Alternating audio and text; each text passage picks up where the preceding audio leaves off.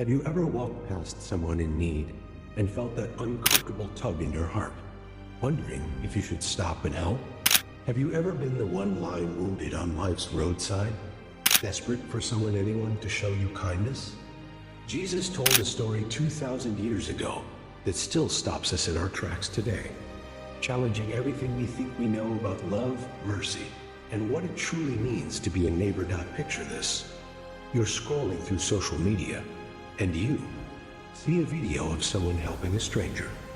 Maybe it's a person stopping to change a tire, or someone stranded on the highway, or someone paying for groceries for the family ahead of them in line. What's your first reaction? Do you feel inspired? Skeptical? Do you wonder what their real motive was? Or do you think, I wish I had the courage to do something like that? We live in a world where acts of kindness often go viral, precisely because they seem so rare, so unexpected. But what if I told you that nearly 2 millennia ago, Jesus painted a picture of radical compassion that was so revolutionary, so countercultural, that it literally redefined what it means to love your neighbor? What if the story he told holds the key to transforming not just our individual lives, but our entire communities? Let me take you back to a dusty road between Jerusalem and Jericho, where a story unfolded that would echo through the corridors of time, challenging every comfortable assumption about who deserves our help and who we're called to love. But before we dive into that ancient tale, let me share something that happened just last week that brought this parable rushing back to life for me. I was driving home from work, running late as usual, when I saw an elderly woman sitting on the curb, next to her car, looking completely overwhelmed. Her hood was up, steam was rising from the engine, and she was holding her phone like she didn't quite know what to do with it. Traffic was heavy, and I had every excuse to keep driving.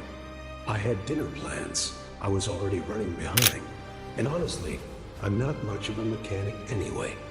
What could I really do to help? But something made me pull over.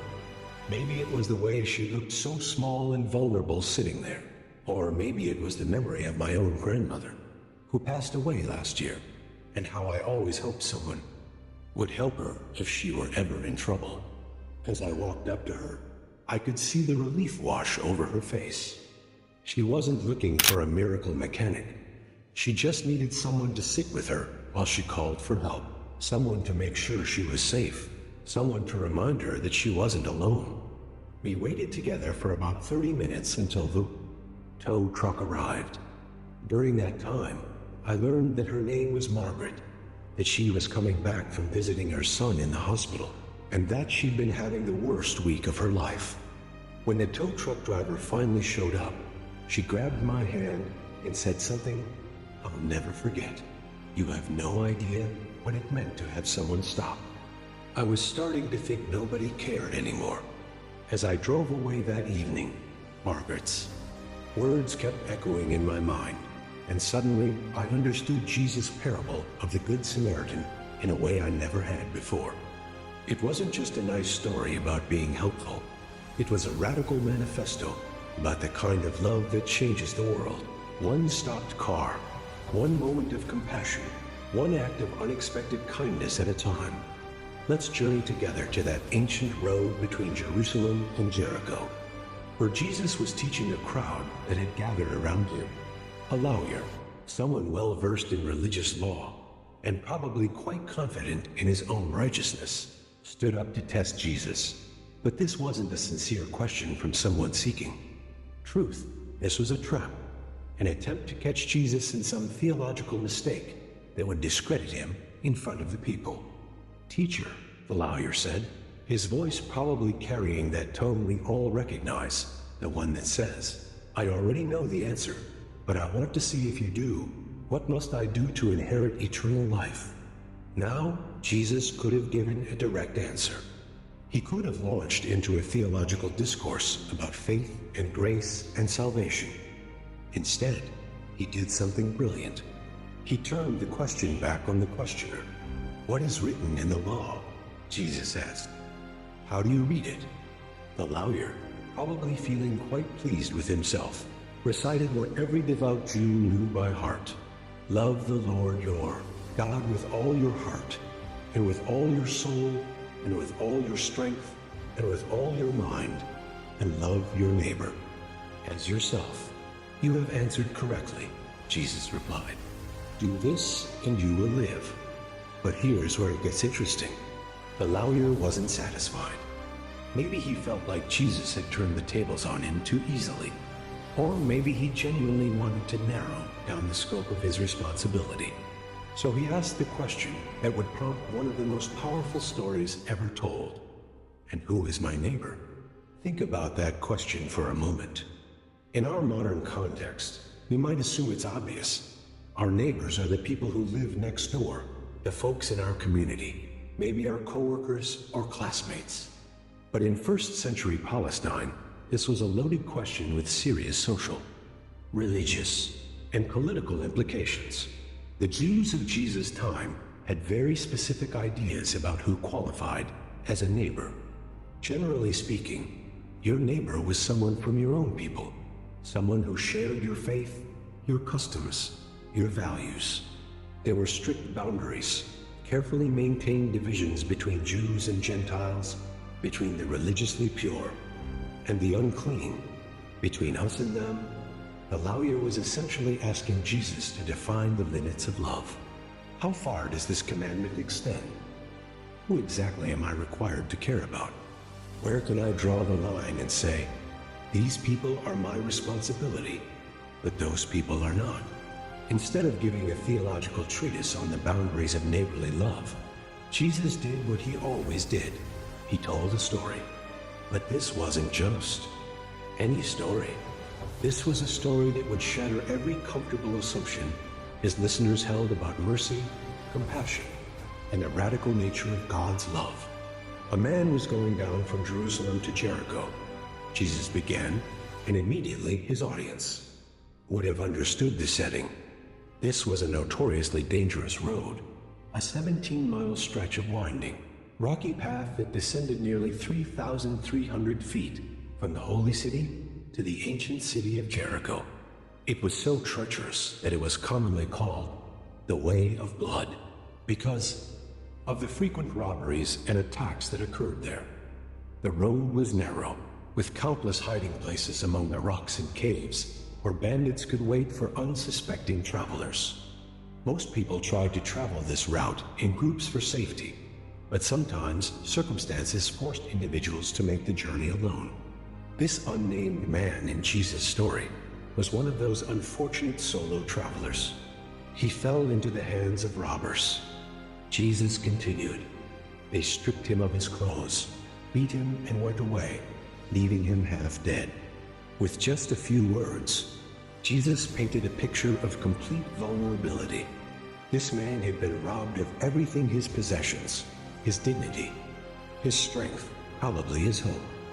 He was naked, wounded, and dying on the side of a road where wild animals roamed, and where anyone who found him might finish what the robbers had started, rather than help. This wasn't just a mugging. This was a complete destruction of a human being's security and identity. In a culture where clothing indicated social status, where being properly dressed was essential for dignity and recognition, this man had been stripped of everything that marked him as a person of worth. He couldn't even be identified by his clothes, his accent, or his belongings. He was simply a broken human being in desperate need. Now comes the part of the story that would have made Jesus' original audience shift uncomfortably. A priest happened to be going down the same road, and when he saw the man, he passed by on the other side. A priest.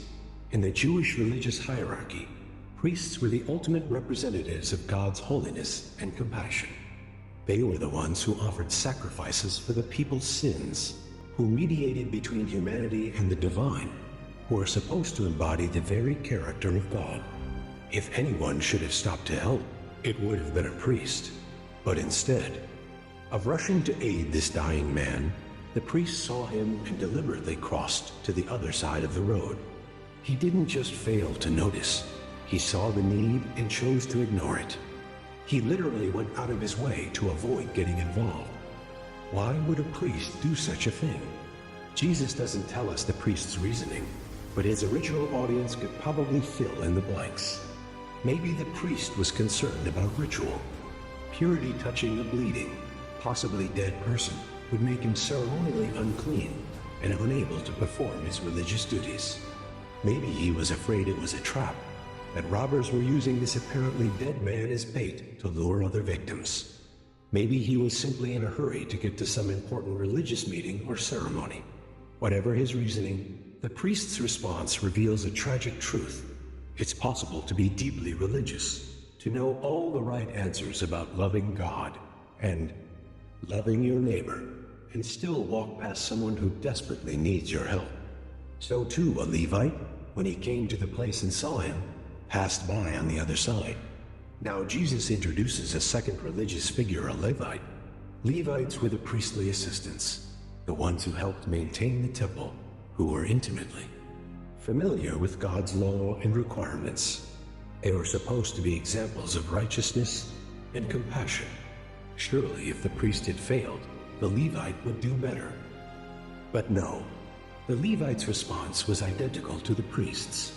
He saw, he assessed the situation, and he chose to keep walking. He too crossed to the other side of the road, creating as much distance as possible between himself and the wounded. Manned out by this point in the story, Jesus' audience was probably getting uncomfortable.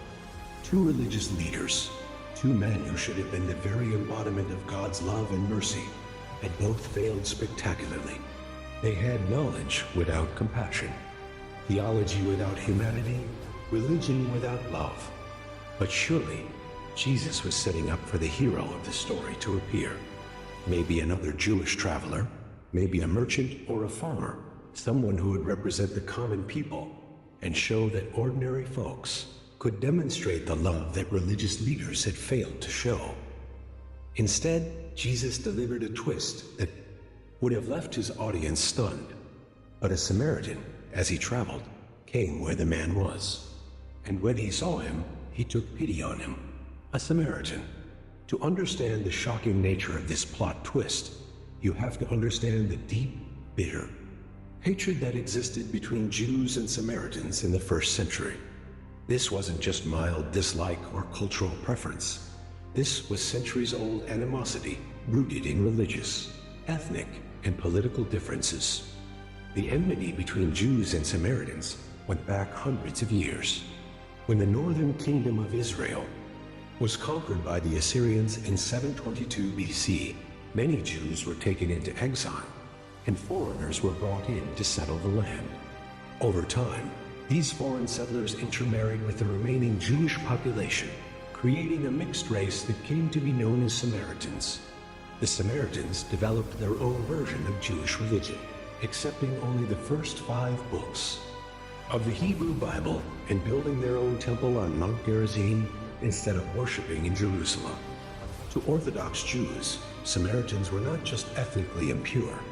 They were religious heretics, people who had corrupted the true faith and were therefore despicable in God's sight.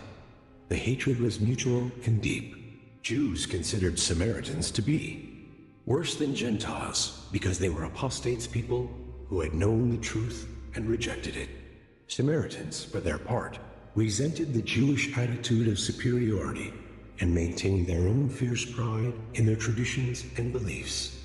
Animosity was so strong that most Jews would take the longer route around Samaria when traveling between Judea and Galilee, adding days to their journey rather than pass through Samaritan territory. The phrase "Jews do not associate with Samaritans" from John's Gospel captures the depth of this division. It wasn't just that they disagreed on religious matters. They literally avoided any contact with each other whenever possible God. So when Jesus made a Samaritan the hero of his story, he wasn't just introducing an unexpected character. He was completely overturning his audience's understanding of who could be good, who could be godly, who could demonstrate divine love. It would be like telling a story today where the heroes are a pastor and a missionary who walk past someone in need, but the gang member or the person from the opposing political party stops to help. But Jesus wasn't finished shocking his listeners. He went on to describe what the Samaritan did. He went to him and bandaged his wounds, pouring on oil and wine. Then he put the man on his own donkey, brought him to an inn, and took care of him. Notice the contrast. The priest and Levite saw and passed by. The Samaritan saw and was moved with compassion. The religious leaders created distance. The Samaritan eliminated distance. They crossed to the other side of the road. He crossed over to where the wounded man lay. The Samaritan's response was immediate and comprehensive. He didn't just feel sorry for the man, he took action. He used his own supplies to clean and bandage the wounds. Oil and wine were valuable commodities, often used for medicinal purposes. The oil would soothe and heal, while the wine would disinfect. This wasn't just first aid, this was generous, costly care. Then the Samaritan lifted the wounded man onto his own donkey. This meant that he would have to walk the rest of the way to his destination. It meant accepting the physical discomfort and inconvenience of changing his own travel plans. It meant risking the possibility that this injured man might be dangerous, or might have diseases that could be transmitted. The Samaritan brought the wounded man to an inn and took care of him personally. He didn't just drop him off and leave, he stayed with him, probably through the night, monitoring his condition, making sure he was comfortable, perhaps feeding him or helping him drink water. God, think about what this must have looked like. A Samaritan, someone who was supposed to be the natural enemy of any Jewish traveler, was now nursing a Jewish man back to health. He was doing everything that the priest and Levite should have done, and more. He was demonstrating the kind of sacrificial love that was supposed to characterize God's people. But Jesus still wasn't finished with the story. The next day, he took out 2 denarii and gave them to the innkeeper. "Look after him," he said, "and when I return, I will reimburse you for any extra expense you may have." 2 denarii represented 2 days' wages for a common laborer. This wasn't pocket change. This was a significant financial commitment. The Samaritan was essentially writing a blank check, promising to cover whatever additional costs might be incurred in caring for this stranger. Notice also that he promised to return. This wasn't a one-time act of charity and then disappearance. The Samaritan was committing to ongoing responsibility for this man's welfare. He was creating a relationship, not just performing a good deed. The depth of the Samaritan's compassion is staggering when you really think about it. He provided immediate medical care, transportation, lodging, personal nursing, and ongoing financial support for someone who, culturally and religiously, was supposed to be his enemy. He invested his time, his resources, his energy, and his reputation in saving the life of a stranger who probably would never be able to repay him. This is the picture Jesus painted of what it looks like to love your neighbor as yourself. Not the bare minimum, not just avoiding harm, not just feeling sympathy, but costly, sacrificial, ongoing commitment to another person's welfare, regardless of their background, their beliefs, or their ability to reciprocate. Now comes the masterstroke of Jesus' storytelling. Having completely upended his audience's expectations about who could be good and who could demonstrate God's love, Jesus turned back to the lawyer who had started this whole conversation with his question about eternal life and neighborly love. Which of these 3 do you think was a neighbor to the man who fell into the hands of robbers? Notice what Jesus did here. The lawyer had asked, "Who is my neighbor?" essentially asking Jesus to define who deserved his care and concern. But Jesus flipped the question completely. Instead of defining who qualifies as our neighbor, Jesus asked who acted like a neighbor. The original question was about limiting responsibility. How narrow can I make my circle of concern? Who can I legitimately ignore? But Jesus' question was about expanding identity. What does it look like to be the kind of person who demonstrates neighborly love? How can you become someone who embodies God's compassion? The lawyer's answer was almost reluctant. The one who had mercy on him. He couldn't even bring himself to say, the Samaritan. The prejudice ran so deep, it even when acknowledging the Samaritan's obvious goodness, the lawyer could only refer to him by his action, rather than his identity. But that reluctant answer was still the right answer. The one who showed mercy, the one who acted like a neighbor, was the one who had been considered an enemy. The one who demonstrated the character of God was the one who was supposed to be furthest from God. The one who fulfilled the law's requirement to love was the one who was considered outside. The covenant community dot. Then Jesus delivered the punchline that transformed this story from an interesting tale into a life-changing challenge. Go and do likewise. 4 simple words that carry the weight of revolution. Jesus wasn't just telling a story to make people feel good or to teach an abstract theological principle. He was issuing a call to action that would fundamentally transform how his followers related to the world around them. Go and do likewise. Don't just admire the Samaritan's compassion emulated. Don't just agree that mercy is a good thing, practice it. Don't just discuss who your neighbor is, become a neighbor to those who need one. But what does it mean for us, living in the 21st century, to go and do likewise? How do we apply this ancient story to our modern lives?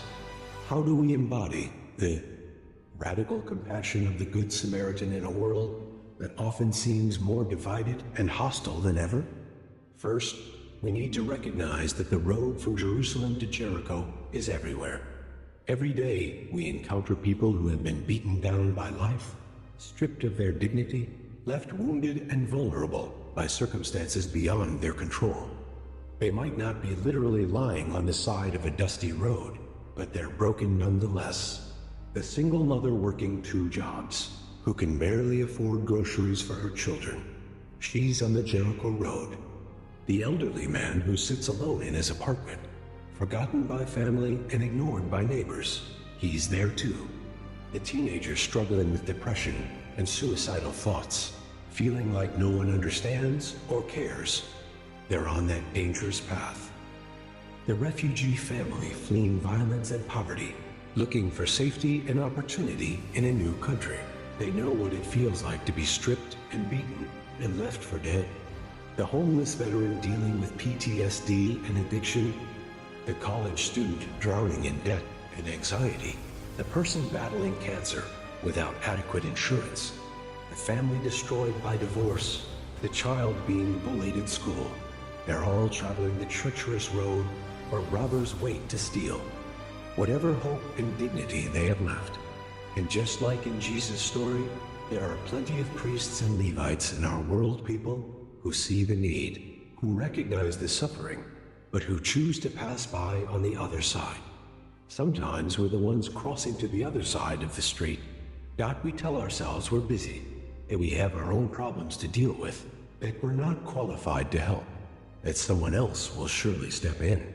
We convince ourselves that the homeless person is probably just going to spend any money we give them on drugs or alcohol. We assume that the struggling family must have made poor choices to end up in their situation.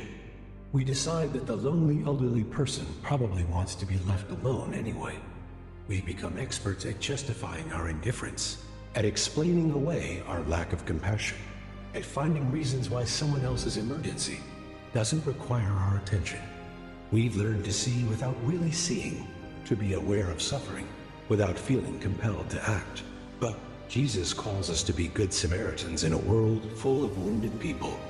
He calls us to be the ones who stop, who notice, who care enough to get involved. He calls us to be the ones who provide immediate help, ongoing support, and costly love to people who may never be able to repay us. What does this look like practically? It starts with developing eyes to see and hearts that are moved by compassion. It means slowing down enough to notice the people around us who are hurting. It means being willing to inconvenience ourselves for the sake of others. It means investing our time, energy, and resources in people who may be very different from us. Maybe it's stopping to help someone whose car has broken down, just like I did with Margaret. Maybe it's sitting with a coworker who's going through a difficult divorce, listening without judgment and offering practical support. Maybe it's volunteering at a homeless shelter, tutoring kids who are struggling in school, or visiting elderly people in nursing homes. Maybe it's choosing to shop at businesses that employ people with disabilities or supporting organizations that provide job training for formerly incarcerated individuals. Maybe it's hosting a refugee family, mentoring a young person who doesn't have positive adult influences, or simply being the neighbor who checks on the elderly woman next door.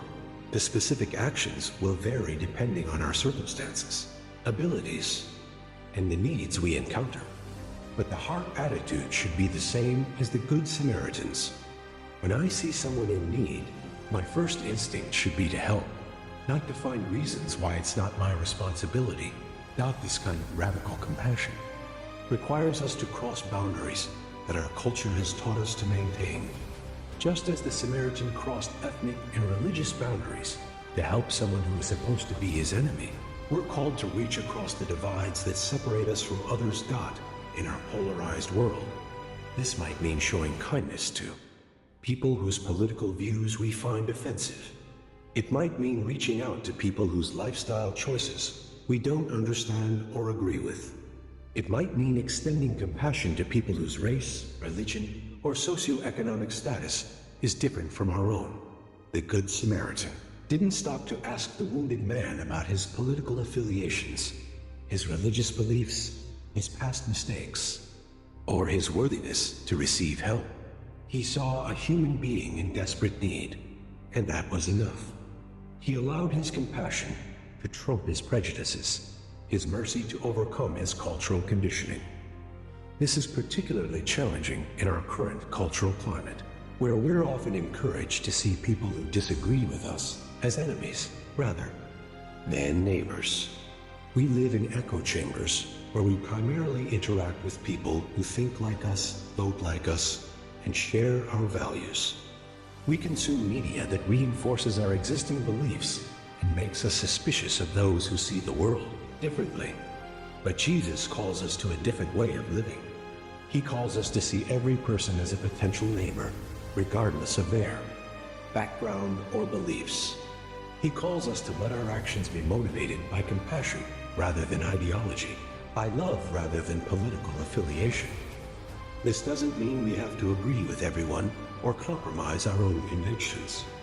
The Good Samaritan didn't have to convert to Judaism or abandon his own beliefs in order to help the wounded man.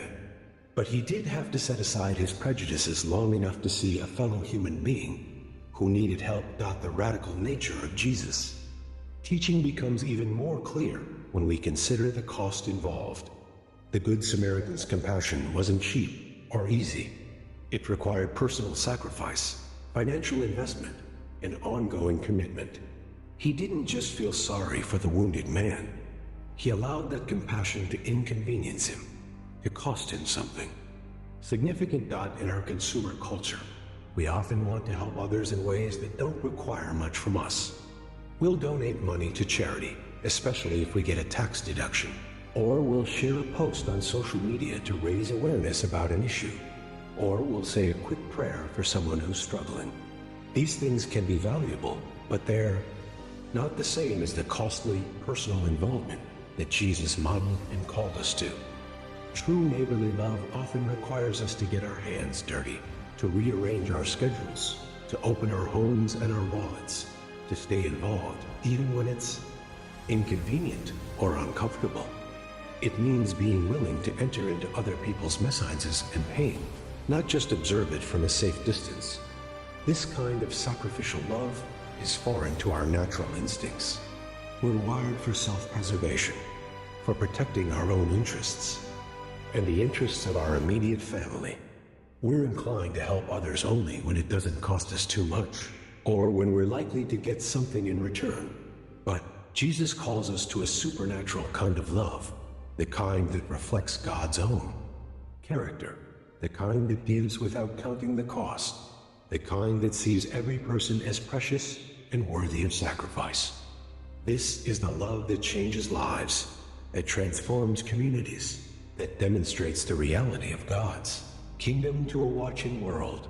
The beautiful thing about the parable of the Good Samaritan is that it doesn't just challenge us to help others, also offers hope for those of us who find ourselves beaten down and left for dead on life's roadside.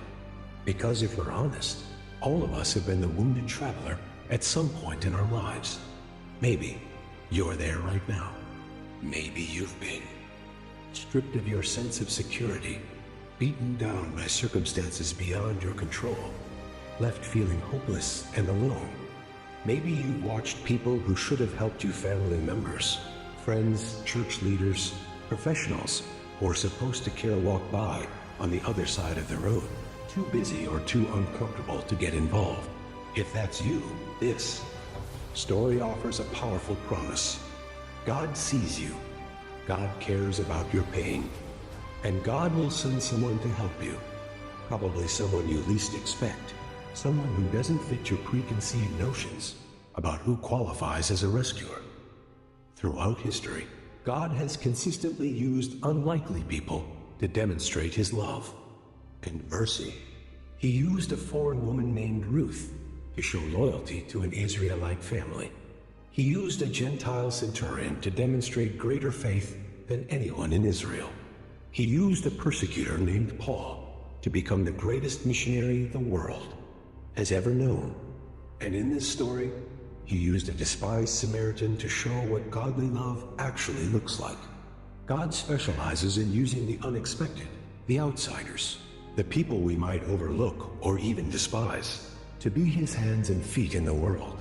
That maybe your Good Samaritan will be the coworker you never really talked to before, who notices you're struggling and offers practical help.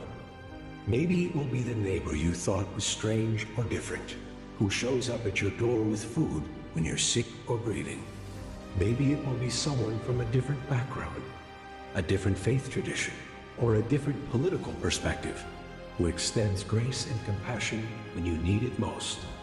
God's mercy often comes through human vessels, and he delights in surprising us with who those vessels turn out to be. A person who stops to help you might not look like who you expected, might not believe everything you believe, might not fit into your comfortable categories of good people and bad people. But that's part of the beauty of God's grace. It flows through broken, imperfect people to reach other broken, imperfect people. It crosses every boundary we try to erect, transcends every division we try to maintain, and shows up in the most unexpected places through the most unlikely people. This is especially important to remember in our fractured, polarized world. We live in a time when it's easy to assume that people who disagree with us politically, religiously, or culturally are our enemies, that they couldn't possibly care about our welfare or well-being. But God's love is bigger than our political parties, broader than our denominational differences, and deeper than our cultural divides. Some of the most powerful examples of Good Samaritan love I've witnessed have involved people reaching across ideological or cultural boundaries to help each other. I've seen conservative Christians and progressive activists work together to combat human trafficking. I've seen Republicans and Democrats set aside their political differences to help families affected by natural disasters. I've seen people from different religious traditions collaborate to address homelessness and poverty in their communities. Now, these partnerships don't happen because people suddenly agree on everything. They happen because someone decides that human suffering is more important than political or religious differences. At the command to love our neighbors transcends our disagreements about other issues. The parable of the Good Samaritan also reminds us that God's definition of neighbor is much broader than ours tends to be. We naturally think of our neighbors as people who are like us, people who live near us, who share our values, who move in our social circles. But Jesus expanded the definition to include anyone whose path crosses ours, anyone whose need we become aware of, anyone whom God places in our sphere of influence. This means that the person sitting next to you on the bus, the cashier at the grocery store, the person whose car broke down on the highway, the family that just moved into your neighborhood, they're all potential neighbors. They're all people whom God might call you to love in practical, costly ways. It also means that you don't have to wait for someone to prove their worthiness before you extend compassion to them. The Good Samaritan didn't conduct a background check on the wounded man before deciding to help him. He didn't ask about the man's past mistakes, his financial situation, his religious beliefs, or his political affiliations. He saw someone in desperate need, and that was enough. This challenges our tendency to categorize people as deserving or undeserving of help. We want to help the good poor people, but not the ones who might have contributed to their own problems. We want to show mercy to people who will be grateful and who might be able to help us in return someday. But Jesus calls us to love without conditions, to show mercy without guarantees, to help without requiring people to earn our compassion. This doesn't mean we should be naive or enable destructive behavior, but it does mean that our default posture should be compassion rather than judgment, mercy rather than condemnation. The story also teaches us about the progressive nature of love. The Good Samaritan didn't just feel sorry for the wounded man. His compassion moved him to action. He didn't just perform first aid, he provided transportation. He didn't just take the man to safety, he stayed with him and cared for him personally. He didn't just pay for one night's lodging, he made an ongoing financial commitment and promised to return. Real love is never satisfied with doing the bare minimum. It keeps finding new ways to serve, new needs to meet, new opportunities to demonstrate care. It's not content with one-time acts of charity. It seeks to build relationships, to provide ongoing support, to stick around for the long haul. This kind of progressive, deepening love is what transforms both the giver and the receiver. The person who receives help experiences not just practical assistance, but also the profound truth that they matter, that someone cares enough to invest in their well-being. The person who gives help discovers the joy that comes from living beyond themselves, from participating in God's work of healing and restoration in the world. But perhaps the most revolutionary aspect of Jesus' story is how it redefines greatness and goodness. In the world's eyes, the priest and the Levite were the important people, the successful ones, the ones who had achieved status and recognition. They were the religious leaders, the ones who knew the scriptures and could quote theology, and were respected in their communities. The Samaritan, on the other hand, was despised and marginalized. He was considered a heretic, a half-breed, someone whose very existence was offensive to proper religious people. He had no status, no religious authority, no social standing that would make people look up to him. Yet in Jesus' story, the despised outsider became the hero, while the respected religious leaders became examples of what not to do. The Samaritan's actions revealed the emptiness of the other's religious knowledge and social status. His compassion exposed their hypocrisy and hardness of heart. This reversal of expectations runs throughout Jesus' teaching. He consistently elevated the humble and challenged the proud, honored the outcasts and confronted the insiders, praised the simple faith of children, and criticized the complicated theology of scholars. The message is clear. In God's kingdom, greatness is measured not by status or knowledge or religious performance, but by love. Not by what you know, but by how you care. Not by your position in society, but by your willingness to serve. Not by your theological sophistication, but by your practical compassion. This should be both humbling and encouraging for all of us. It's humbling because it reminds us that all our achievements, credentials, and religious activities mean nothing if they don't translate into genuine love for others. We can be Bible scholars, church leaders, successful professionals, or respected community members, but if we consistently pass by people in need, we're no different from the priest and Levite in Jesus' story. At the same time, it's encouraging because it reminds us that God can use anyone to demonstrate his love and accomplish his purposes. You don't have to have a theological degree or a position of authority or a perfect track record to be used by God. You just have to be willing to notice suffering and respond with compassion. Some of the most Christ-like people I've known have been individuals who would never be invited to speak at conferences or write books or lead major ministries. They're the quiet servants, the behind-the-scenes helpers, the people who show up with food when there's been a death in the family, who visit lonely people in nursing homes, who mentor struggling kids, who provide practical help to families. In crisis, they may not have impressive resumes or social media followings, but they have something far more valuable. Hearts that break for the same things that break God's heart, and hands that are always ready to help. They understand that the kingdom of God is built not by the famous or the powerful, but by ordinary people who choose to love extraordinarily. As we think about how to apply this parable to our own lives, it's important to remember that becoming a good Samaritan is not just about individual acts of kindness, as important as those are. It's about developing a way of life, a character, a set of reflexes that consistently orient us toward compassion and service. The Good Samaritan in Jesus' story wasn't described as someone who happened to do one good deed on one particular day.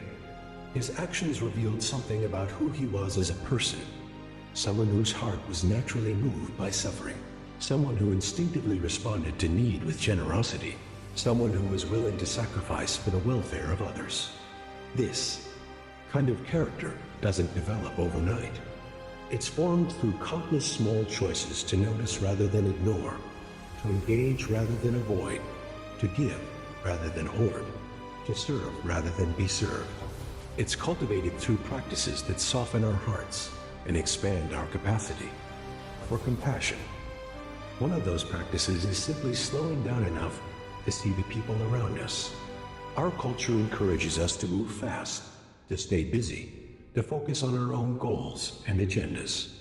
But compassion requires us to be present, to pay attention, to notice when someone is struggling. This might mean putting away our phones when we're walking through public spaces, making eye contact with the people we encounter, actually listening when someone asks, "How are you?" instead of just responding with an automatic "fine, thanks." It might mean taking time to have real conversations with our neighbors, co-workers, and classmates instead of just exchanging pleasantries. Another crucial practice is expanding our circle of concern beyond our immediate family and close friends. It's natural to care deeply about the people closest to us, but Jesus calls us to extend that same level of care to strangers, to people who are different from us, to people who might never be able to return the favor. This expansion of empathy doesn't happen automatically. It requires intentional effort. We have to choose to read stories and watch documentaries that help us understand the experiences of people whose lives are different from ours. We have to seek out opportunities to interact with people from different backgrounds, different socioeconomic levels, different cultures. We also need to cultivate the spiritual disciplines that keep our hearts soft and responsive to God's leading. The priest and Levite in Jesus' story probably started out with good intentions, but somewhere along the way, their hearts became hardened to human suffering. They became so focused on religious performance and social expectations that they lost sight of the fundamental call to love. Prayer, meditation on scripture, worship, fasting, and other spiritual practices help prevent this kind of spiritual hardening. They remind us of God's love for all people. They sensitize us to the Holy Spirit's prompting, and they keep us grounded in the truth that every person is created in God's image and deserves to be treated with dignity and compassion. But perhaps most importantly, we need to remember that becoming a good Samaritan is not ultimately about becoming a better person or earning God's approval. It's about participating in the work that God is already doing in the world, the work of healing, restoration, and redemption. When we stop to help someone in need, we're not just being nice, we're becoming part of God's answer to their prayers, God's provision for their needs, God's demonstration of love in their lives. We're allowing ourselves to be used as instruments of divine grace, channels through which God's compassion flows to a hurting world. This perspective transforms acts of service from burdens we're supposed to bear into privileges we get to experience. Instead of thinking, I have to help this person because Jesus said to, we start thinking, I get to be part of what God is doing in this person's life. I get to participate in a miracle of grace and mercy. The truth is, we need opportunities to serve others almost as much as they need our help. We were created for relationship, for community, for interdependence. When we live only for ourselves, when we focus exclusively on our own needs and desires, we become spiritually and emotionally impoverished. But when we open our lives to others, when we allow ourselves to be interrupted by their needs, when we invest in their welfare and well-being, we discover a richness and purpose that can't be found any other way. We experience the joy that comes from knowing our lives matter, that we're making a difference, that we're part of something bigger than ourselves, This is why Jesus didn't just command us to love our neighbors. He invited us to love them. He knew that in serving others, we would find the abundant life He came to give us. He knew that in losing our lives for others' sake, we would actually find our lives. The parable of the Good Samaritan ultimately points us to Jesus Himself, who is the ultimate Good Samaritan. Like the wounded man in the story, all of humanity had been beaten down by sin, stripped of our divine dignity, left dying on the roadside of spiritual desolation. Religious leaders and moral teachers had passed by, offering philosophy and advice, but no real help. But Jesus saw our condition and was moved with compassion. He didn't just feel sorry for us from a distance. He came to where we were. He took on human flesh, entered into our suffering, and paid the ultimate price to provide healing and restoration for our souls. Like the Good Samaritan, Jesus provided immediate care for our most urgent needs, ongoing support for our long-term welfare, and a promise to return for us. He didn't help us because we deserved it or because we could repay Him. He helped us simply because He loved us and because loving others is His nature. And now, as His followers, we're called to be Good Samaritans to a world full of wounded people. We're called to be His hands and feet, His voice and His heart, demonstrating His love through our actions and reflecting His character through our compassion. This is both the challenge and the privilege of following Jesus. We're challenged to live beyond ourselves, to sacrifice for others, to love without conditions or guarantees. But we're also privileged to participate in the greatest work in the universe, the work of bringing hope to the hopeless, healing to the broken, and love to the unloved. Every time we stop to help someone in need, every time we show mercy to someone who doesn't deserve it, every time we sacrifice our comfort for someone else's welfare, we're telling the story of the Good Samaritan all over again. We're demonstrating that God's love is real, that His mercy is available, that His kingdom is breaking into this broken world, one act of compassion at a time. So as we close, let me ask you the same question that Jesus asked the lawyer 2,000 years ago.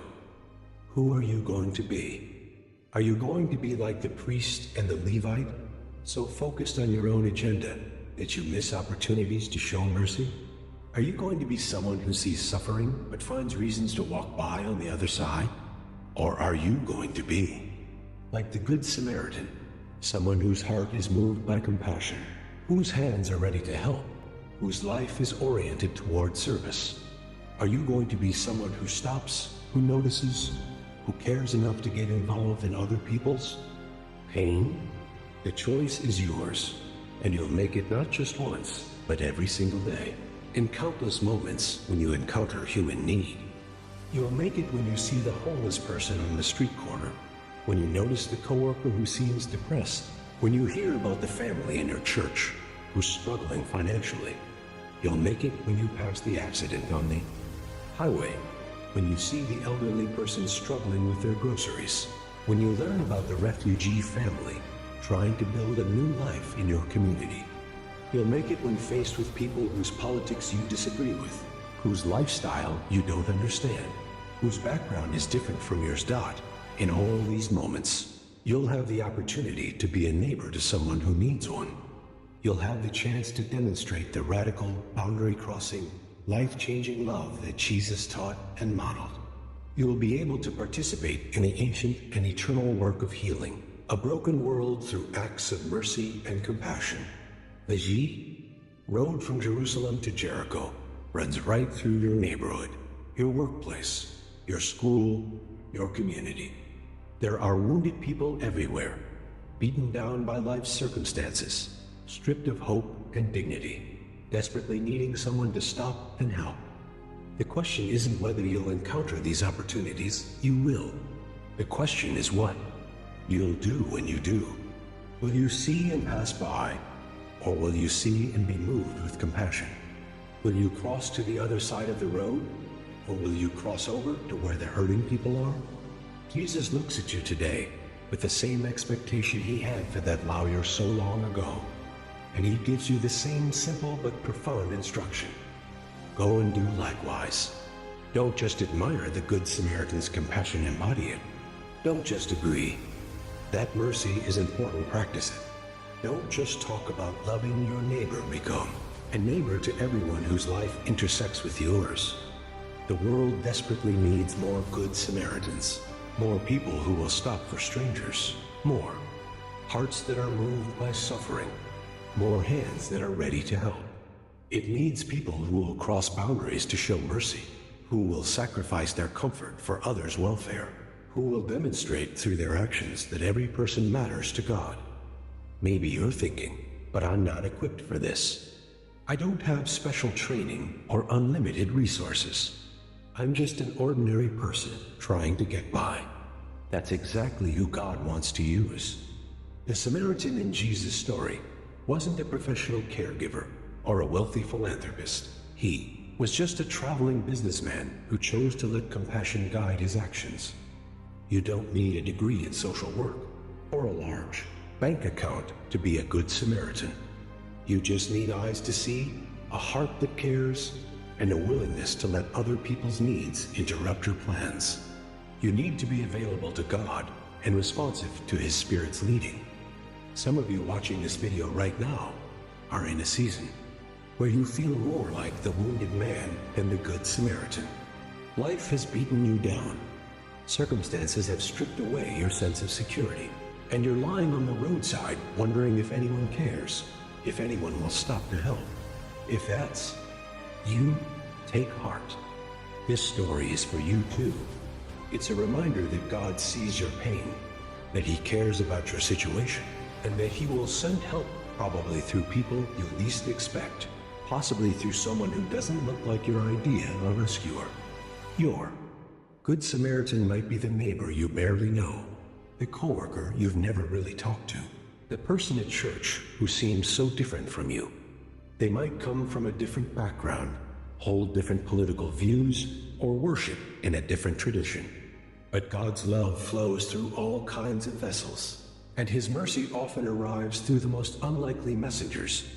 Be open to receiving help from unexpected sources. Don't let pride or prejudice prevent you from accepting the compassion that God wants to provide through other people. Sometimes being willing to receive mercy is just as important as being willing to give it. And if you're in a season of relative stability and blessing, remember that this is not just for your own enjoyment. It's an opportunity to be a Good Samaritan to others. Your resources, your time, your energy, your emotional availability are all gifts that God wants to use to bless other people. Look around you. Who in your sphere of influence is traveling the dangerous road from Jerusalem to Jericho? Who has been beaten down by life's circumstances and left wondering if anyone cares? Who needs someone to stop, to notice, to care enough to get involved? Maybe it's the single mom in your neighborhood who's working multiple jobs and struggling to make ends meet. Maybe it's the elderly person who lives alone and rarely has visitors. Maybe it's the teenager who seems to be making bad choices because they don't have positive adult influences in their life. Maybe it's the family dealing with a serious illness, the person battling addiction, the couple whose marriage is falling apart, the student who's being bullied at school. Maybe it's the immigrant family trying to navigate a new culture, the person who just lost their job, the individual struggling with mental health issues. These are your neighbors, whether they live next door or across town, whether they're in your social circle or completely outside it. They're the people God has placed in your path, the ones He's calling you to love in practical, costly ways. Don't wait for someone else to help them. Don't assume that surely someone more qualified, more capable, more equipped will step in. You are someone. You have something to offer. You can be the Good Samaritan in their story, Doc. It might not look like bandaging physical wounds or paying for someone's hotel room. It might look like babysitting, so an overwhelmed parent can have a few hours of rest. It might look like bringing groceries to someone who's having financial difficulties, or simply sitting with someone who's grieving and needs to know they're not alone, Doc. It might look like mentoring a young person, volunteering at a local nonprofit, or using your professional skills to help someone who can't afford to pay for services. It might look like advocating for policy changes that would help vulnerable populations, or simply being the person who consistently shows up when others make promises they don't keep. The specific actions will vary based on your circumstances, abilities, and the needs you encounter. But the heart attitude should always be the same. When I see someone in need, my first instinct should be to help, not to find excuses why it's not my responsibility. This is how the kingdom of God advances, not through grand gestures or elaborate programs, but through countless ordinary people making extraordinary choices to love their neighbors as themselves. It's through good Samaritans who stop for strangers, who cross boundaries to show mercy, who allow compassion to override convenience. You have the opportunity to be part of this movement, to participate in the work that God is doing in the world. Every act of mercy, every gesture of compassion, every sacrifice made for someone else's welfare is a seed of hope planted in the soil of human suffering. Those seeds will grow in ways you might never see, producing fruit that will nourish others for years to come. The person you help today might be inspired to help someone else tomorrow. The kindness you show might restore someone's faith in humanity, might give them the strength to keep going, might change the entire trajectory of their life. This is the power of Good Samaritan love. It doesn't just meet immediate needs. It creates ripple effects that spread throughout communities and across generations. It demonstrates the reality of God's love in tangible ways that transform hearts and change lives. So as you go about your daily life, keep your eyes open for the wounded travelers on the road from Jerusalem to Jericho. They're everywhere, waiting for someone to stop, someone to care, someone to demonstrate that they matter. When you encounter them, remember the words of Jesus. Go and do likewise. Let compassion move you to action. Let mercy override your natural instincts for self-protection. Let love compel you to get involved in other people's pain and need not be the good Samaritan that someone desperately needs today. Be the answer to their prayers, the demonstration of God's love, the proof that mercy still exists in this world. Be the person who stops when others pass by, who helps when others make excuses, who sacrifices when others protect their own interests. This is your calling as a follower of Jesus. This is how you live out the greatest commandments to love God and love your neighbor. This is how you participate in the healing of our broken world, one act of compassion at a time. The road is before you. The choice is yours.